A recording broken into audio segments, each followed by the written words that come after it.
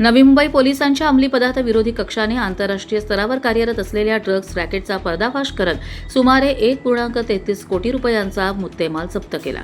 या कारवाईत 6 आरोपींना अटक करण्यात आली असून या रॅकेटचे धागेदोरे थेट थायलंडमधील मुख्य सूत्रधाराशी जोडले गेल्याचे तपासात समोर आले।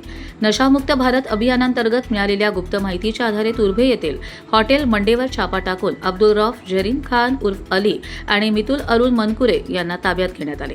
त्यांच्याकडून 748.5 ग्रॅम हायड्रो गांजा व 5 ग्रॅम कोकेन जप्त करण्यात आले।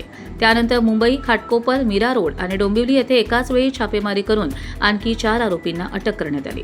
डोंबिवलीतील सुरेश भानुशाली यांच्याकडून 451.5 ग्रॅम हायड्रो गांजा हस्तगत करण्यात आला। पोलिसांनी एकूण 1.3 किलो हायड्रो गांजा, 5 ग्रॅम कोकेन आणि 12 मोबाईल फोन जप्त केले। आरोपी डिजिटल माध्यमातून व्यवहार करत असल्याचे उघड झाले असून मोबाईलमधील चॅट, कॉल डिटेल्स आणि आर्थिक व्यवहारांची तपासणी सुरू आहे। या रॅकेटमधील मुख्य सूत्रधाराचा शोध घेण्यासाठी पोलिसांनी तपास अधिक तीव्र केला आहे। कर्जत लाईव्हसाठी अमोल कुमार जैन, रायगड।